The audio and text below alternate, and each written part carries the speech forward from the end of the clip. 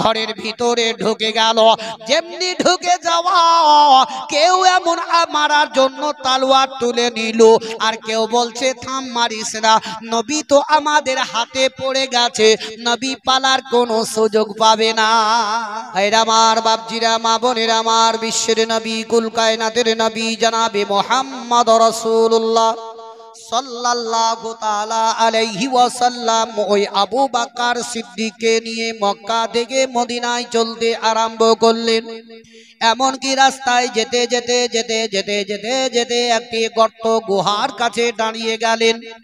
বিশ্বের নবীকে বললেন, ইয়া রাসূলুল্লাহ, ইয়া হাবিবাল্লাহ, এই জায়গায় আপনি একটু দাঁড়িয়ে যান, এই গর্তটা কেমন আছে, পরিষ্কার আছে না কি আছে একটু দেখে নি।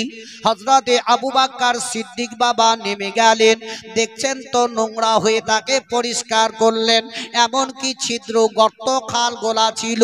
ওই সময়তে হযরতে আবু বকর সিদ্দিক বাবা নিজের মাথার পাগড়িখানা খুলে নামার পরে একটু একটু করে ছিঁড়ে ছিঁড়ে ছিঁড়ে ছিঁড়ে ছিঁড়ে ছিঁড়ে প্রত্যেকটা গর্তের মুখকে বন্ধ করে দিলেন।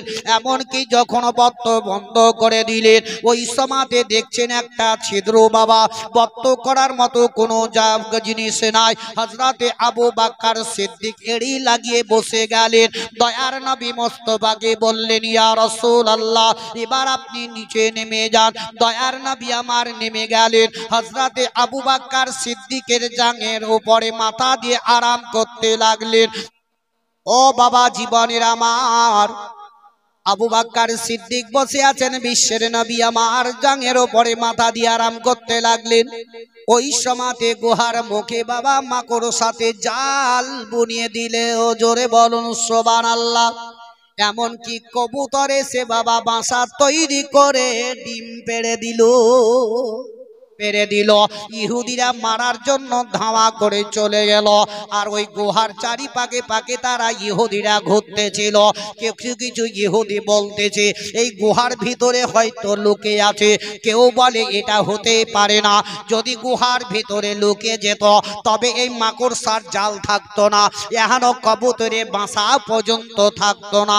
বলে এবার চলো, কিন্তু ওই জায়গাতে একটা টিকটিকি ঠিক ঠিক করেছিল।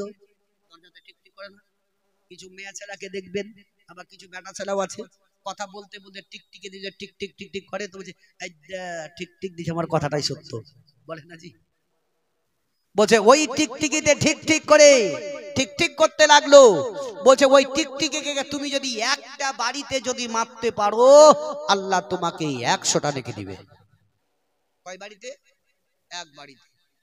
আর গিরগিটি, গিরগিটি বুঝেন তো, যে চেহারা পরিবর্তন হয়, যাকে অনেকে কেউ বলে কাফের, না কাঠের তাকে না কাঁটাওয়ালা, এই গিরগিটি, এই গিরগিটিও যদি আপনি মারতে পারেন এক বাড়িতে, তাও 100টা নেকি। কেন? গিরগিটি যখন হযরতে ইব্রাহিম আলাইহিস সালামকে নমরুদের আগুনে নিক্ষেপ করা হইল, তখন ফুঁক দিয়েছিল, তার জন্য তাকে মারা হুকুম আছে। হযরতে আবু বকর সিদ্দিক রাদিয়াল্লাহু তাআলা আনহু ওই এড়িখানা গর্তের মধ্যে লাগিয়ে বসে আছেন। ওই সাপটা বাবা দয়ার নবী মুস্তাফার সঙ্গে সাক্ষাৎ করার জন্য ইন্তজার করতেছিল। এক নয়, দুই নয়, এমনি করতে করতে করতে কয়েক বছর ধরে নবী মুস্তাফার সঙ্গে সাক্ষাৎ করবে বলে, আল্লাহর নবী দয়ার মুস্তাফার সঙ্গে দিদার করবে। ওই সাপটা এরই চারিদিকে দেখলো ফুটো ছিদ্রগুলো বন্ধ আছে, তবে আবু বকর সিদ্দিকের এড়িতে ইশারায় একবার নয়, দুইবার নয়, 3 বার ইশারা করে দিল। তবু আবু বকর সিদ্দিক বাবা পা হটালেন না। ওই সময়তে সাপটা মনে মনে চিন্তা করলো, যদি এখন আগে আমি ছবলটা না মারি, তবে হয়তো আবু বকর সিদ্দিক আমার ওই পাখানা হটাবে না, আমার নবীর সঙ্গে আমার সাক্ষাৎ হবে না। নবী যদি একবার চলে যান, তবে কিয়ামত পর্যন্ত নবীর সঙ্গে আমার আর দেখা হবে না। কিন্তু ওই সাপটা ছিল কি বাবা? হযরতে মুসা আলাইহিস সালামের জামানায় হযরতে মুসা আলাইহিস সালামের একটা উম্মত তৌরাত যখন কিতাব পড়তেছিল। ওই তোরাত কিতাবখানা পড়তে নবী মুস্তাফার নামখানা যখন বেরিয়ে আসতো ওই পাতাটাকে ছিঁড়ে ফেলে দিত, আবার যখন নবীর নাম আসতো পাতাখানা ছিঁড়ে ফেলে দিত।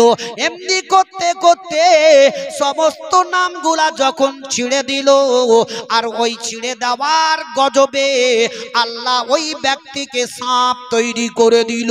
তখনই সাপ হয়ে গেল হযরতে মুসা আলাইহিস সালামের কাছে। ওই সাপটা বাবা চলে গেল।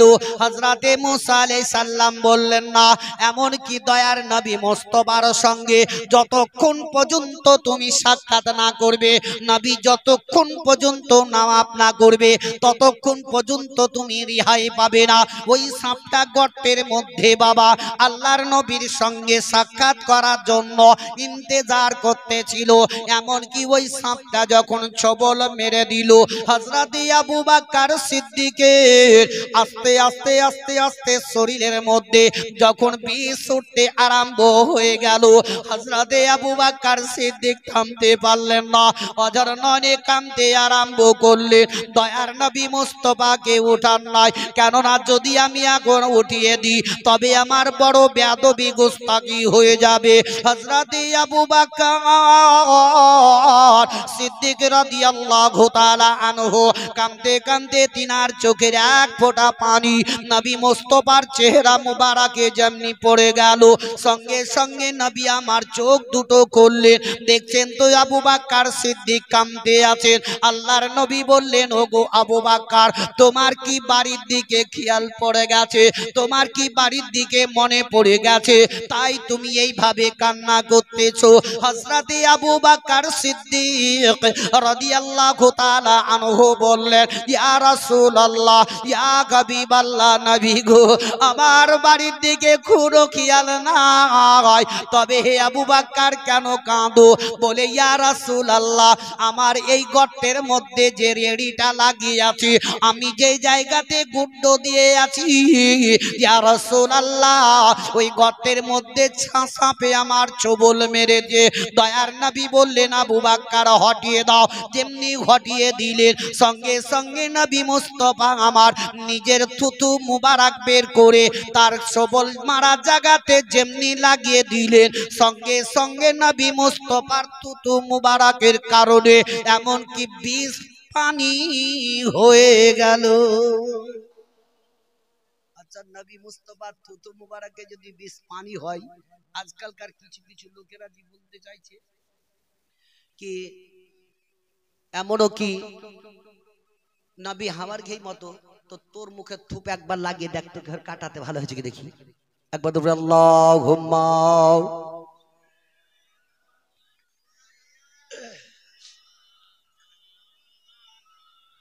মুহাম্মাদ ওয়া আলা আলিহি ওয়া সাইয়্যিদিনা সাল্লাল্লাহু আলা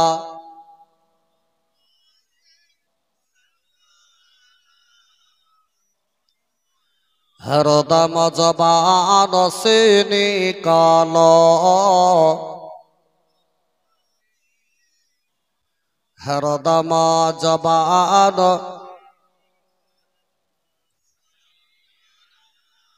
সাল্লাল্লাহু তাআলা আলাইহি সাল্লাম। যাক মোহাব্বতের সহিত ভাই আবার 100 টাকা আমার হাতের মধ্যে দিয়েছেন। আল্লাহ রাব্বুল ইজ্জত যে যে আশায় দিয়েছেন আল্লাহ তার আশাকে যাতে পরিপূর্ণ করে দেয়, জোরে সকলে বলুন আমিন। তাই সারে বলে, আমরা নবীর পাগল দিওয়ানা রে সোনার মদিনা, আমরা নবীর পাগল দিওয়ানা, আমরা নবীর পাগল দিওয়ানা রে সোনার মদিনা, আমরা নবীর পাগল দিওয়ানা। মক্কা হতে মদিনা যেতে আরে বিচিখানে এক গত পরে, মক্কা হতে মদিনা যেতে 13 মাইল 13 কদমে চলে নবী কাফেরদের কষ্টের যন্ত্রণাই রে সোনার মদিনা আমরা নবীরে পাগল দিবানা আমরা নবীর পাগল দিবানা রে সোনার মদিনা আমরা নবীরে পাগল দিবানা সে থাই মাকড় সাথে জালি বুনিল আরে কাবুতরে ডিম পারিল সেথাই মাকড় সাথে জালি বুনিল আরে কাবুতরে ডিম পারিল ইশকের দিওয়ানা রে সোনার মদিনা আমরা নবীরে পাগল দিওয়ানা আমরা নবীর পাগল দিওয়ানা রে সোনার মদিনা আমরা নবীরে পাগল দিওয়ানা আল্লাহুম্মা সাল্লি আলা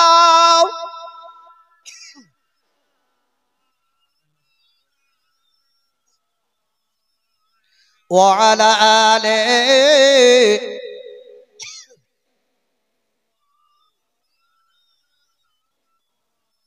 صلى على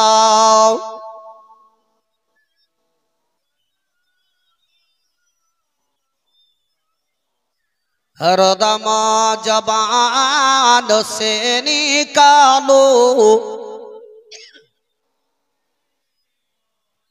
हरदम जबान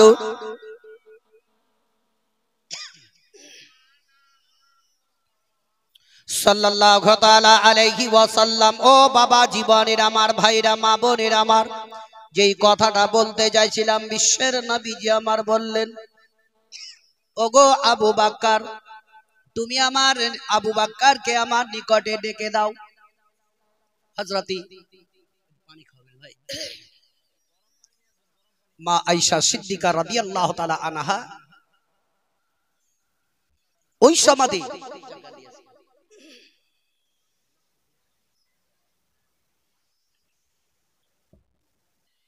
आयशा सिद्दीका हजरती आबू बकर सिद्दीके तिनार अब्बाजान के डाकलेन विश्वेर नबीर काछे आसलेन भाई आमी एई जीवनीटा बोलते गेले बहुत लम्बा रात हये जाबे तबे नबीर इंतेकालेर कथाटाई जे आज आमादेर पृथिवीते मानुष मरे पड़े कबरे कयटा लोक नामे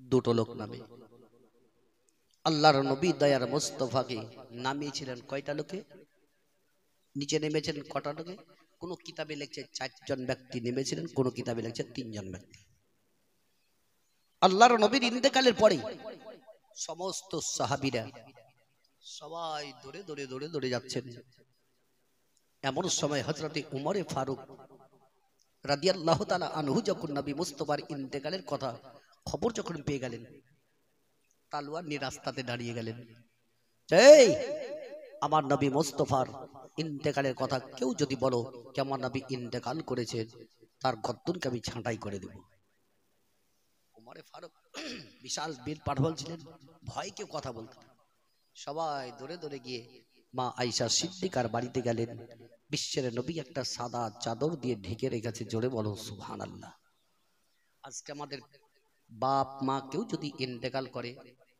आमरा कরি কি নতুন কাপড় দিয়ে তাকে ঢেকে দিই মুখটা উদাম করে তাই কি না কত আছে ছেলেরা মেয়েরা দৌড়ে দৌড়ে তার বাড়ি অন্য গ্রামে যদি বিয়ে হয় মেয়ের সেই মেয়েটি খবর পাওয়ার পরে কাঁদতে কাঁদতে এসে বাপ কিংবা মা ইন্তেকাল করে পড়ে সেই সময়তেই আপন মুখ ধরে কান্না করে আল্লাহর নবীর সাহাবীরাও চারিদিকে দাঁড়িয়ে দাঁড়িয়ে কাঁদছেন आवाज टानছে নাকি গো माइक वाला কোথায়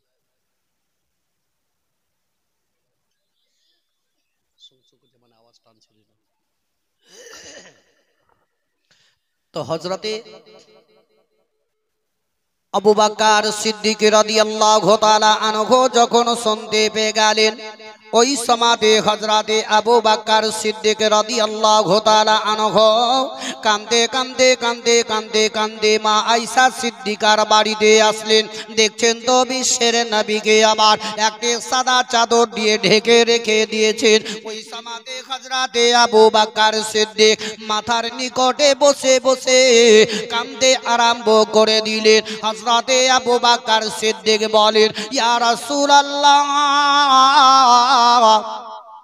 ইয়া হাবিবাল্লাহ, নবী গো, আপনার সঙ্গে উঠতে বসতে চলতে ফিরতে সর্বদাই আমি আবু বকর। বদরের যুদ্ধের ময়দানে আপনার সঙ্গে আবু বকর, উহুদের যুদ্ধের ময়দানে আপনার সঙ্গে আমি আবু বকর, মক্কা থেকে হিজরত করে মদিনাতে যাবার রাস্তায় আমি আবু বকর।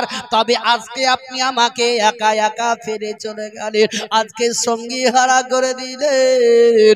হযরত আবু বকর সিদ্দিক কাঁদছেন, দুই চোখের পানি ঝরঝর করে ঝরে যায়। অন্যান্য সাহাবীরা সবাই কান্না করতেছেন। মা আয়েশা সিদ্দিকা একদিকে দাঁড়িয়ে দাঁড়িয়ে দাঁড়িয়ে দাঁড়িয়ে কান্না করেন। হযরত আবু বকর সিদ্দিক বাবা সঙ্গে সঙ্গে নবী মুস্তাফার ওই মুখের কাপড়টা ঘটিয়ে নবীর পেশানিতে একটা চুম্বু দিয়ে দিলে। দয়ার নবী মুস্তাফার পেশানিতে যেমনি চুম্বু দিলেন, এমনকি কাপড়ে আবার ঢেকে দিলেন। হযরতে আবু বকর সিদ্দিক মনে মনে চিন্তা করলেন, যদি এখন আমি কান্নাটা বন্ধ না করি, যদি আমি কান্না করতে থাকি, অন্যান্য সাহাবীরাও কাঁদতে থাকবে, তাদেরকে আমি বাধা দিতে পারবো না। হযরতে আবু বকর সিদ্দিক নিজে কান্না বন্ধ করলেন, অন্যান্য সাহাবীদেরকে বললেন, তোমরা আর কেঁদো না, কেঁদো না, চোখের পানি একটু বন্ধ করো। দয়ার নবী মুস্তাফাকে কবরে নামার জন্য তিনজন ব্যক্তি নামলেন। একজন ছিলেন হযরতে আব্বাস রাদিয়াল্লাহু তাআলা আনহু, দ্বিতীয় ছিলেন হযরতে কাসিম, আর তৃতীয় ছিলেন হযরতে আলী রাদিয়াল্লাহু তাআলা আনহু। অন্যান্য সাহাবীরা সবাই দাঁড়িয়ে গেলেন। হযরতে আবু বকর সিদ্দিক মাথার দিকে উপরে দাঁড়িয়ে গেলেন। দয়ার নবী মুস্তাফাকে নামার জন্য যখন হাত দুটো বের করে দিলেন, আবু বকর সিদ্দিক তো কান্না করেন, অন্যান্য সাহাবীরা বাবা থামতে পারেন না। নবী মুস্তাফাকে যেমনি নামিয়ে দিলেন, ও আমার ভাইরা বাপজিরা আমার, যদি কাউরির বাপ পৃথিবীর দুনিয়া থেকে চলে যায়, যখনই তার আব্বাকে কবরে নামিয়ে দেওয়া হয়, উপর থেকে ছেলেরা বলবে, ওগো চাচা যান, একবার তুমি আমার আব্বার মুখের কাপড়টা খোলো, একবার আমাকে শেষবারের মতো দেখতে দাও, আমাকে একবার দেখতে দাও। কাউরির মা যদি দুনিয়া থেকে চলে যায়, কবরে রাখার সমাতে যেই ব্যক্তি নেমে থাকবে, তারে বলবে, চাচা একবার মুখটা খোলো, আমার মা জননীকে একবার দেখতে দাও, আর কখনো দেখতে পাবো না, শেষবারের মতো দেখতে দাও।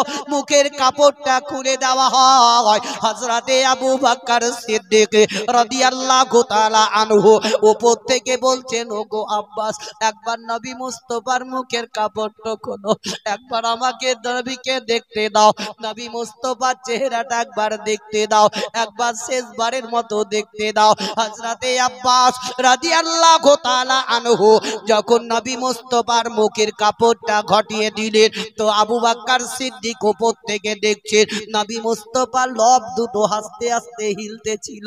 জোরে একবার বলুন সুবহানাল্লাহ। ও আমার ভাইরা বাপজিরা আমার, নবী মুস্তাফার লব দুটো হিলতেছিল। হযরতে আবু বকর বললেন, ওগো আব্বাস, আমার নবী মুস্তাফা দেখো দেখো কি বলতে চাইছেন, একবার তোমার কানখানাকে নিয়ে আমার নবী মুস্তাফার মুখের কাছে লাগিয়ে দাও, নবী মুস্তাফার মুখের কাছে লাগিয়ে দাও। হযরতে আব্বাস দয়ার নবী মুস্তাফার মুখের কাছে যেমনি কান নিয়ে গেলেন, নবী আমার কাঁদতেছিলেন, ইয়া হাবলি উম্মতি বলে। এই উম্মত উম্মতির জন্য নবী আমার যাওয়ার সময় কেঁদেছিলেন। জোরে বলুন। সেই আমরা তো নবীর উম্মত বলে আজকে নবীর প্রতি কি আমাদের মহব্বত আছে ভাই, একটুকু পরিবর্তন হন। পৃথিবীর দুনিয়ার সকলকেই ছাড়তে হবে, যেতে হবে সকলকেই। তাই বাপজিরা ভাইরা আমার, অল্প অল্প শুনেন, আমল করেন বেশি, তবেই আমি ইহকাল পরকালেও লাভবান হয়ে যাব। তাই একবার মোহাব্বতের সহিত উচ্চ স্বরে দৌড়ে পাক পড়ুন, আল্লাহুম্মা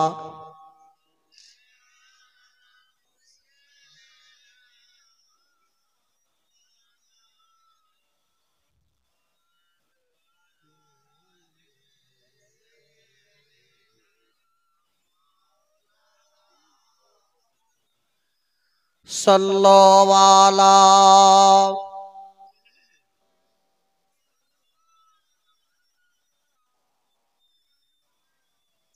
হরদম জবান সে নিকালো, হরদম জবান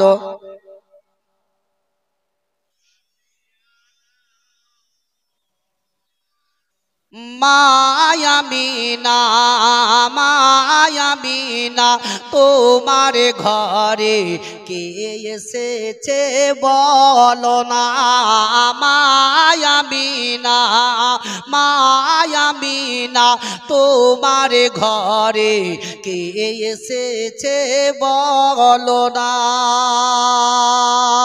চার নূরের এক ঝলকে চমকাই সারা দুনিয়া, মায়ামিনা তোমার ঘরে কে এসেছে বলো না, মায়ামিনা তোমার ঘরে কে এসেছে বলো না। যাক বাপজিরা ভাইরা আমার, নবীর আলোচনা বহুত কিছু বললাম। দ্বিতীয় আয়াত পড়েছিলাম, অবিল ওয়ালিদাইনি ইহসানাও, তোমরা মা বাপের প্রতি ইহসানি করো, মা বাপের পদতলেই জান্নাত আছে। তবে ভাই ওদিকে যদি নিয়ে যেতাম না আরো লম্বা চড়া হতো। আল্লাহ যদি ফের কখনো নিয়ে আসাই ইনশাআল্লাহ আপনাদের নিকটে আরো বলবো।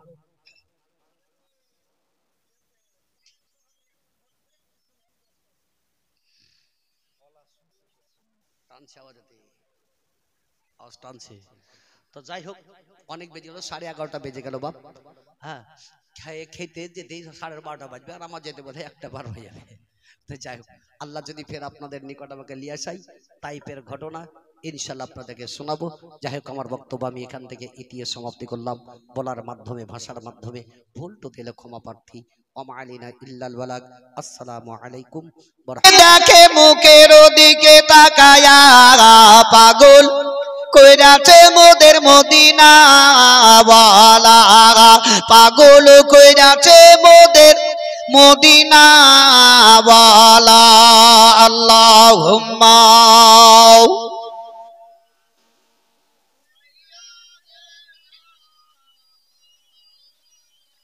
মুহাম্মাদ ওয়া আলা আলিহি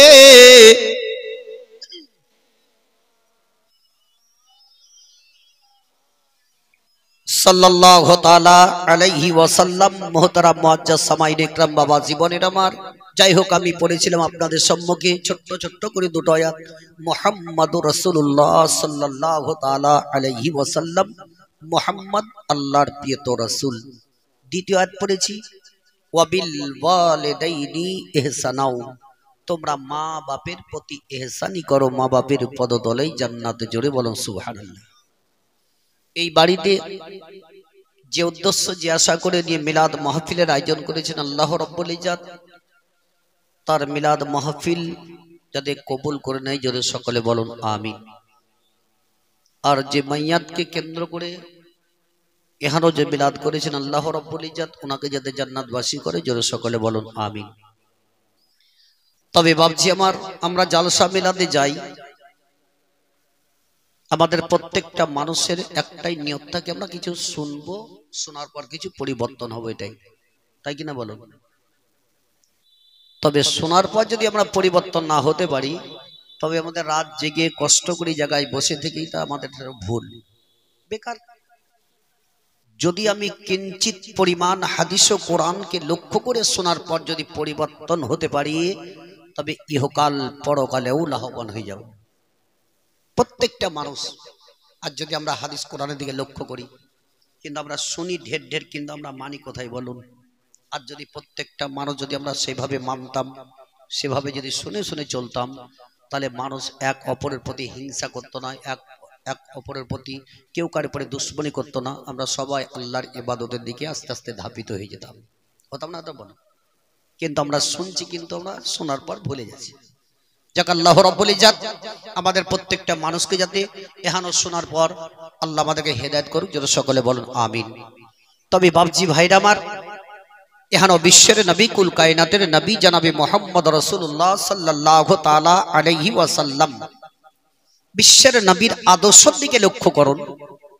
যে নবী আমার দুজাহানের একা নবী মুস্তাফা আমার 3 দিন পরে তিনার বিবি জান্নাত হচ্ছে হযরতে খাদিজা রাদিয়াল্লাহু তাআলা আনহার নিকটে গেলেন। খাদিজা চুপ করে বসে আছেন, নবী মুস্তাফা রাস্তাটা দেখছেন, যে কতক্ষণে নবী আমার বাড়িতে আসবেন। আল্লাহর নবী 3 দিন থেকে ওয়ানাহারে আছেন। খাদিজাকে যাওয়ার পরে পরে বলছেন, ওগো খাদিজা, কিছু যদি বাড়ি ঘরের মধ্যে খাবার যদি আছে তো একটু আমাকে দিবে। হযরতে খাদিজা রাদিয়াল্লাহু তাআলা আনহা কাঁদতে আরম্ভ করলেন। জোরে বলুন সুবহানাল্লাহ। দেখুন, যে কিছু কিছু কথা আছে, কথা শোনার পরে সুবহানাল্লাহ আমাদেরকে নিজেকে নিয়ে বলা উচিত, তাই না? তাহলে সুবহানাল্লাহটা কোন জায়গায় কোন মুহূর্তে বলতে হয়, এটাই তো আজকে আমরা জানতে পারলাম না। যদি বলা হয় কি জোরে বলুন সুবহানাল্লাহ, কেউ বলছে একটু সুবহানাল্লাহ, কেউ বলছে সুবহানাল্লাহ, মানে মুখ দিয়ে বের হচ্ছে কি বের না। আল্লাহর নাম নিতেও আমাদেরকে খুব কণ্ঠিত লাগে ভাই। যখনই বলবেন সুবহানাল্লাহ বলে বহুত নেকি আছে। হযরতে খাদিজা রাদিয়াল্লাহু তাআলা আনহা বিশ্বের নবীর মুখের দিকে তাকিয়ে তাকিয়ে কাঁদতে আরম্ভ করলেন। আল্লাহর নবী দুজাহানের আকা জনাবে মুহাম্মদ রাসূলুল্লাহ সাল্লাল্লাহু তাআলা আলাইহি ওয়াসাল্লাম বললেন, ওগো খাদিজা, কেন তুমি এভাবে কান্না করো? তোমার 2 চোখ দিয়ে কেন পানি পড়ে যায়? হযরতে খাদিজা বললেন, ইয়া রাসূলুল্লাহ, ইয়া হাবিবাল্লাহ, নবী গো, আমার বাড়ির মধ্যে কিছুই খাবার খাদ্য নাই, তবে একটু আপনাকে আমি খাবার দিতে পারি। আমার বাড়িতে একটা বকরি ছিল গো, ওই বকরিটা দুয়ে এক গ্লাস দুধ আপনার দয়ে আমি রেখে দিয়েছি। ইয়া রাসূলুল্লাহ, পার্শ্ববর্তী বাড়ির একটা লোক আমাকে মাত্র 4টা খেজুর দিয়েছিল, ওই 4টার মধ্য থেকে 2টো খেজুর আমি খেয়েছি, আর 2টা খেজুর আপনার জন্য রেখে দিয়েছি। ইয়া রাসূলুল্লাহ, এটাই আমার বাড়িতে খাদ্য আছে, তাছাড়া আমার বাড়িতে আর কিছু নাই। বিশ্বের নবী বললেন, খাদিজা, তবে একটু চোখের পানিটা বন্ধ করো, আমি নবী মুস্তাফা, আমি তোমার চোখের পানি বরদাস্ত করতে পারি না। বিশ্বের নবীর সম্মুখে হযরতে খাদিজা রাদিয়াল্লাহু তাআলা আনহা সঙ্গে সঙ্গে 2টা খেজুর 1 গ্লাস দুধ নবী মুস্তাফার সম্মুখে হাজির করে দিলেন। দয়ার নবী মুস্তাফা আমার খেজুর নেওয়ার পরে একটা খেজুর খাদিজাকে বললেন, ওগো খাদিজা, এ নাও একটা খেজুর তুমি খেয়ে নাও, আর একটা খেজুর আমি খেয়ে নিচ্ছি। হযরতে খাদিজা আরো জোর জোর কাঁদতে আরম্ভ করে দিলেন। খাদিজার 2 চোখের পানি ঝরঝর করে ঝরে যায়। খাদিজা বললেন, ইয়া রাসূলুল্লাহ, ইয়া হাবিবাল্লাহ, নবী গো, আমি 2টো খেজুর খেয়েছি, আপনার জন্য আমি 2টা খেজুর রেখেছি। নবী বললেন, খাদিজা, তুমি একটা খেজুর খেয়ে নাও, আর আমি একটা খেয়ে নিব। বিশ্বের নবী যেমনি বলে দিলেন, খাদিজা বললেন, না ইয়া রাসূলুল্লাহ, আপনি 2টা খেজুর খেয়ে নিন। নবী বললেন, খাদিজা, তুমি আমার সম্মুখে আর একটা খেজুর খেয়ে নাও। বিশ্বের নবী বলছেন, আর একটা খেজুর খেয়ে নাও। আজ বলুন, আমাদের পৃথিবীতে এরকম কোন মানুষ আছে কি আমরা কাজকর্ম করে এসে যদি বাড়িতে বলি বিবিকে খাবার দাও, হালকা উল্কা যদি খাবার দেয়, পেট ভরবে না? ওই খাবারটা যা ছিল তাই দিয়ে দিল, আর ওই সময়তে বলবে কি, বিবি তুমি একটু খেয়ে নাও? বলে কেউ? ও তো নিজের পেটটা দেখবে, আমারই তো পেট ভরবে না। নবী মুস্তাফা বলছেন, খাদিজা, খেয়েছো তুমি, আর একটা খেজুর খাও। আমি দ্বিতীয় খেজুরটা খেয়েছি। বিশ্বের নবী কুল কায়নাতের নবী জনাবে মুহাম্মদ রাসূলুল্লাহ সাল্লাল্লাহু তাআলা আলাইহি ওয়াসাল্লাম যেমনি বাবা মুখের মধ্যে খেজুর দিতে গেলেন ওই সময়তে খাদিজার দিকে লক্ষ্য করে দেখলেন খাদিজা যে শরীরের মধ্যে জামাটা পরেছিলেন যেই কাপড়টা পরিধান করেছিলেন খাদিজা ওই খাদিজার কাপড়টাতে এত ডাবটি দেওয়া বিশ্বের নবী দেখলেন দ্বিতীয় ডাবটি দেওয়ার মতো কোনো জায়গা ফাঁকা নাই হযরতে খাদিজার দিকে নবী আমার তাকিয়ে বললেন ওগো খাদিজা তুমি যে শরীরের মধ্যে কাপড়টা পরিধান করে আছো ওই কাপড়টাতে এত পট্টি দেওয়া আছে একবার তুমি কেন আমায় বলো নাই কে আমাকে একটা কাপড় এনে দাও হযরতে খাদিজা বললেন ইয়া রাসূলুল্লাহ ইয়া হাবিবাল্লাহ নবী গো আমি জানি আমার আপনার নিকটে কোনো সমর্থ নাই আপনাকে তাই আমি বলতে পারি না ইয়া রাসূলুল্লাহ আমি যেটা পরিধান করে আছি এটাই আমার লাখ লাখ শুকরিয়া বিশ্বের নবী বললেন খাদিজা তুমি একবার আমায় বলতে পারতে বিশ্বের নবীর দিকে লক্ষ্য করে খাদিজা বললেন ইয়া রাসূলুল্লাহ ইয়া হাবিবাল্লাহ নবী গো আপনার নিকটে কিছুই আমার আবদার নাই তবে একটাই আপনার নিকটে আমার আবদার আছে আপনি আমার কথা মতো সেইগুলা আপনি আমার পরিপূর্ণ করে দিবে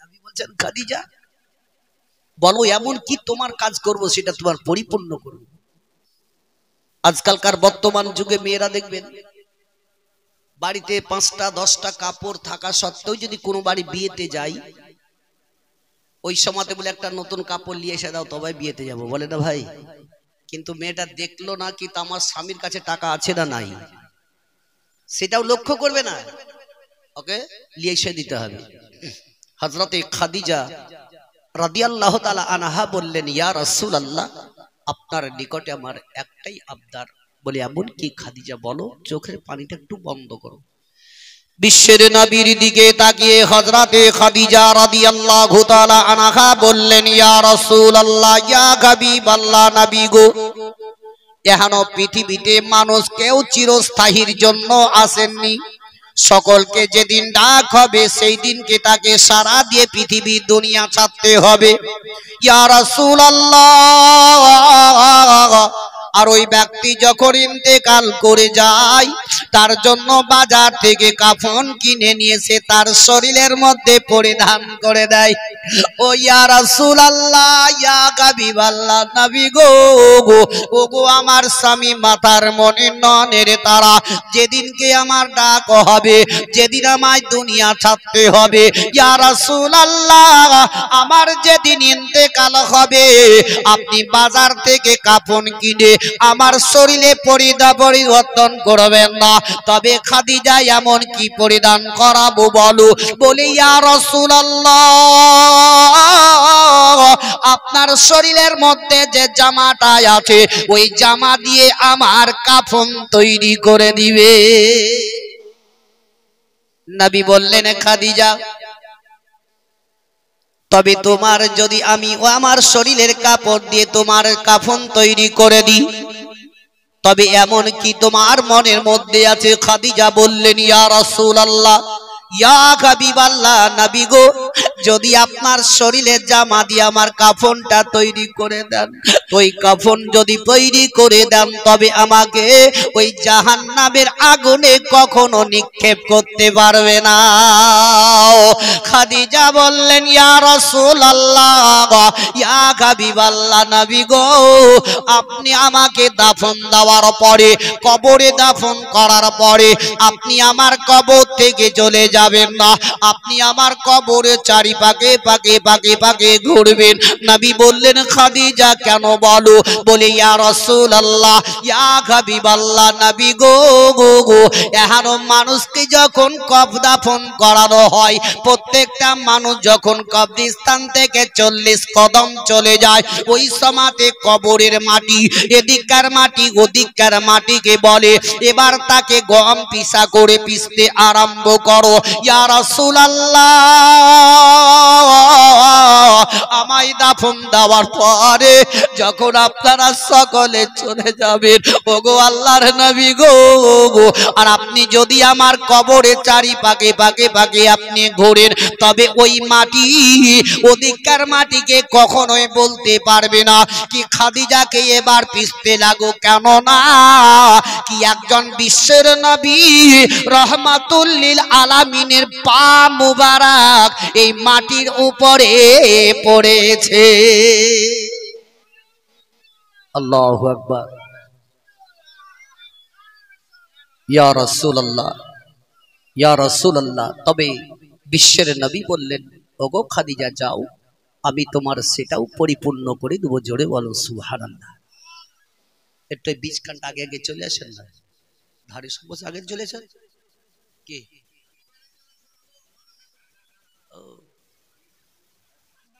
এখন ডাকছি তো ফের আসছেন না, তাহলে হাদিস কোরআন শুনে কি মানবেন বলেন? আগে দিয়ে চলে আসেন, আগে দিয়ে জায়গা ফাঁকা আছে, মেলায় চলে আসেন। হযরতে খাদিজা রাদিয়াল্লাহু তাআলা আনহা বললেন তৃতীয়বারে, ইয়া রাসূলুল্লাহ, মৃত্যুর পরে মানুষকে যখন দোয়া খায়ের করে চলে যায়, ওই সময়তে দুইজন ফেরেশতা এসে সওয়াল করে, আর ওই সওয়ালের জবাবটা তাকে দিতে হয়। তবে নবী গো, আপনি আমার কবরের কাছে দাঁড়িয়ে দাঁড়িয়ে ইন্তজার করবেন, মুনকার নাকির যখন সওয়াল করবে সেই সওয়ালের জবাবটা যাতে আমাকে না দিতে হয়, নবী আপনি আমার বদলে দিয়ে দিবেন। তাহলে কত বিশ্বাস লেন। সেই খাদিজা বার বলে, নবী তোমার নাম শুনিয়া পাগল আমি হইলাম গো, নবী একবার তুমি আইসো গো। জোরে বলো। খাদিজা বলছে, নবী তোমার নাম শুনিয়া পাগল আমি হইলাম গো, নবী একবার তুমি আইসো গো, নবী একবার তুমি আইসো গো, স্বপ্নেতে দিও গো দেখা, দেখিব নয়নে ভরে গো, নবী একবার তুমি আইসো গো, নবী একবার তুমি আইসো গো, নবী তোমার ওই নাম শুনিয়া পাগল আমি হইলাম গো, নবী একবার তুমি আইসো গো, নবী একবার তুমি আইসো গো, জীবনে তারে সই পাগ দিতাম নবী তোমার চরণে, আমি চুমো খেতাম কদমে, আমি চুমো খেতাম কদমে, জীবনে তারে সই পাগ দিতাম নবী তোমার চরণে, আমি চুমো খেতাম কদমে, আমি চুমো খেতাম কদমে, নবী তোমার নাম শুনিয়া পাগল আমি হইলাম গো, নবী একবার তুমি আইসো গো, নবী একবার তুমি আইসো গো, তোমার প্রেমে পাগল হইয়া ঘর বাড়ি সব ছাড়লাম গো, নবী তোমায় পাইবার আশাই গো, নবী তোমায় পাইবার আশাই গো, তোমার প্রেমে পাগল হইয়া ঘর বাড়ি সব ছাড়লাম গো, নবী তোমায় পাইবার আশাই গো, নবী তোমায় পাইবার আশাই গো, নবী তোমার নাম শুনিয়া পাগল আমি হইলাম গো, নবী একবার তুমি আইসো গো, নবী একবার তুমি আইসো গো। আল্লাহুম্মা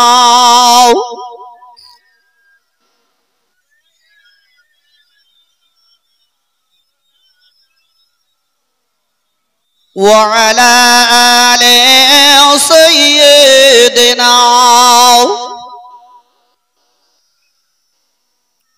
সাল্লাল্লাহু তাআলা আলাইহি ওয়াসাল্লাম। ও বাবা জীবনের আমার ভাইরা আমার, বিশ্বের নবী, কুল কায়নাতের নবী জনাবে মুহাম্মদ রাসূলুল্লাহ সাল্লাল্লাহু তাআলা আলাইহি ওয়াসাল্লাম মক্কা নগরে একটি ছোট্ট ঘরের মধ্যে বসে বসে বসে বসে নবী আমার মোমবাতি জ্বালিয়ে এমন কি পবিত্র কোরআন তেলাওয়াত করতেছিলেন। জোরে একবার বলুন সুবহানাল্লাহ।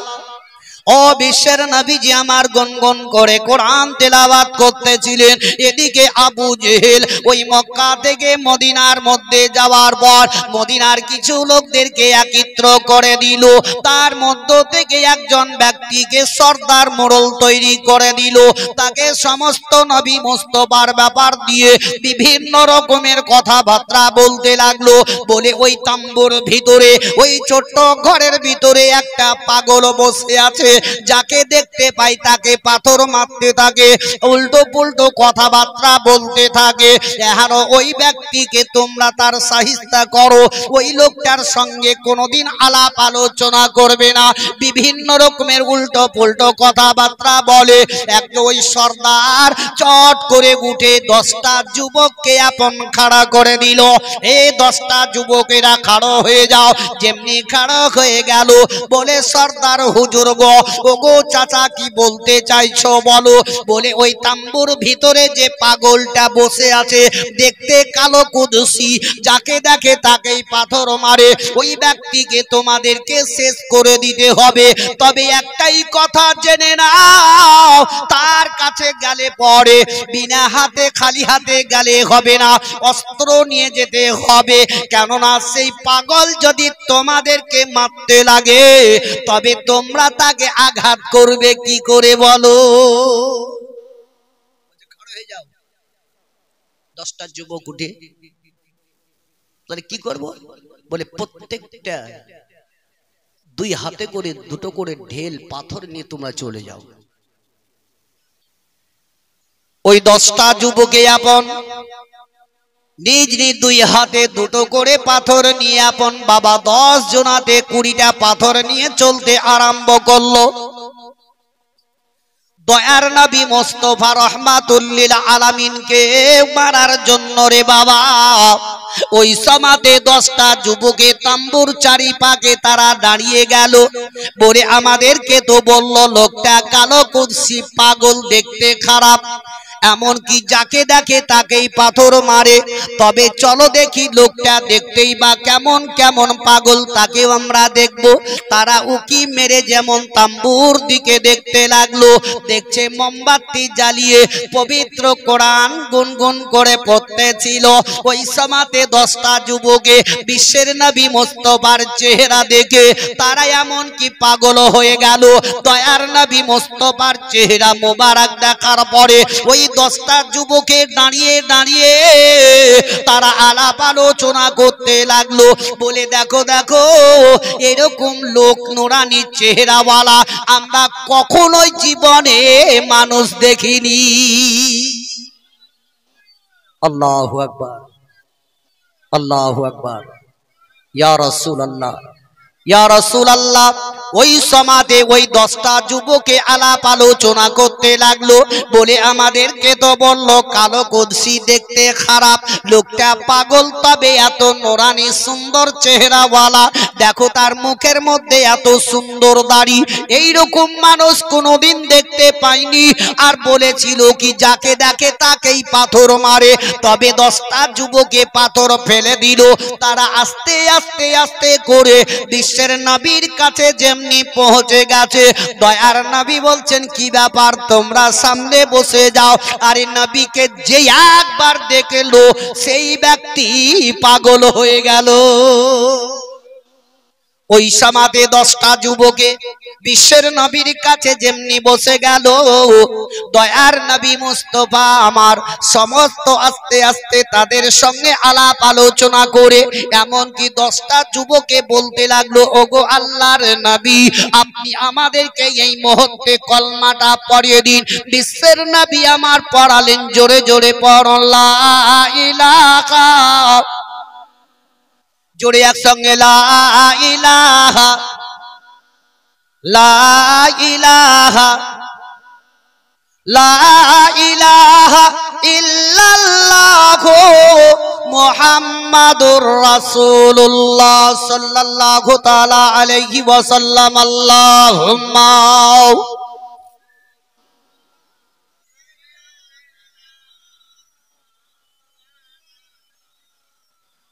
ওয়া আলা আলি সাইয়্যিদিনা সাল্লাল্লাহু তাআলা আলাইহি সাল্লাম। এতটি লোক আছেন, দরুদ পড়ছে এখানে, আর এইদিকে আওয়াজ আসছে, ওদিকের আওয়াজগুলো সব বন্ধ। ভাই আপনাদেরকে কোনো কিছু খারাপ কথা লেগে বলছি নাকি? নবীর প্রতি আমরা নবীর উম্মত হয়ে যদি নবীর প্রতি মহব্বত রেখে দরুদ তো যদি একসঙ্গে এক ঝাঁকে পড়ি, আওয়াজ কম হবে? এই যে জিকিরটা করালাম, জিকির আলা বে জিক্রিল্লাহি তাতমাইনুল কুলুব, তোমার দিলকে সুকুন ঠান্ডা যদি করো তবে তুমি বেশি বেশি করে আল্লাহর জিকির করো। তাই জিকিরটা করতে লা ইলাহা ইল্লাল্লাহ মুহাম্মদ রাসূলুল্লাহ পরাজিত, কেউ পড়ছে জোরে, কেউ পড়ছে আস্তে আস্তে। জিকিরটাও যদি জোরে জোরে একসঙ্গে পড়েন কত আওয়াজ হবে বলুন তো? ভাই পরিবর্তন তো হবেন কবে? মৃত্যুর কেউ সময় বলতে পারবে? এটা একটু আগে দেখলেন, এই যে বাইক মোটর সাইকেলে যাচ্ছিল, সামনে যদি কেউ পড়তো একদম শেষ হতো, হতো না? হতো না? সে যদি ঠিকভাবে পড়তো সেও তো মারা যেত। মানুষ তো বড় আশা করে কি বেটা গেছে বাজারে, এই তো একটু পরে আসবেই, কিছুক্ষণ পর দেখছে কি হ্যাঁ অ্যাক্সিডেন্ট হয়ে মারা গেছে। হচ্ছে না? হয় না? বহুত হয়েছে। মৃত্যুর কেউ খবর বলতে পারবে না, কার কখন মৃত্যু হবে আজ বলতে পারো? আল্লাহ রাব্বুল ইজ্জত যখন যার সময়টা হবে তাকে তখন যেতে হবে। কে কোন অবস্থায় যাবে একমাত্র আল্লাহই জানে, তাই না বলুন? ওই জন্য আল্লাহর নবী দয়ার মুস্তাফা সাল্লাল্লাহু তাআলা আলাইহি ওয়াসাল্লাম বলেছেন কি আল্লাহর কাছে তোমরা বেশি বেশি করে প্রার্থনা করো, দোয়া করো, ওই দোয়াটাই কি আল্লাহ যাতে আমার জুম্মার দিনেই মৃত্যুটা হয়। জোরে বলুন। আল্লাহ রাসূল বললেন কাউরির মৃত্যু যদি জুম্মার রাতে কিংবা জুম্মার দিনে হয়, তার কবরের আযাব আল্লাহ কিয়ামত পর্যন্ত বন্ধ করে দেয়। জোরে বলুন। যদি কোনো ব্যক্তির মৃত্যু জুম্মার দিনে হয়, তার কবরের আযাব কিয়ামত পর্যন্ত হবে না। ওই জন্যই নবী আমার বলছেন তোমরা বেশি বেশি করে দোয়া করো আল্লাহর কাছে যে আল্লাহ যাতে আমার জুম্মার দিনে মৃত্যু হয়। বলবেন না, বলেন না এটা কি মাওলানা ইব্রাহিম সাহেব বলে আগামী জুম্মাতে মৃত্যু হয়, এটা ভাবেন না। এই দোয়াটাই করবেন আল্লাহ যাতে আমার মৃত্যু যদি যাতে আমার জুম্মার দিনেই হয়। তাহলে বলুন, এখানে একটা প্রশ্ন করতে পারে কি মৌলভী সাহেব, একটা লোক নামাজ পড়লো না, তার মৃত্যুটা জুম্মার দিন হলো, তার কবরে আযাব হবে না? বলবে না? বলবে না? এটা প্রশ্ন সকাল বেলাতে খুব বলচল হবে। এবং আমি বলে চলে গেলাম, আপনাদের গ্রামের ইমামকে খুব টানাটানি করবেন। কথাটা ভেঙে বলে দিই, উদাহরণস্বরূপ আমার কাছে 5000, ওনার কাছে 500, ওনার কাছে 5 টাকা, তিনটাই টাকা না? টাকা নয়? তিনটাই টাকা, কিন্তু তার মধ্যে কম বেশি টাকা তিনটাই 5000, 500, 5 টাকা, টাকা টাকাই, কিন্তু তার মধ্যে হচ্ছে কম বেশি। আল্লাহর রাসূল বললেন পৃথিবীতে বেঁচে থাকাকালীন কোন ব্যক্তি যদি কিঞ্চিত পরিমাণ নেকি সঞ্চয় করে থাকে, তার মৃত্যু যদি জুম্মার দিনে হয় তো আল্লাহ তার কবরের আযাব কিয়ামত পর্যন্ত বন্ধ করে দেয়।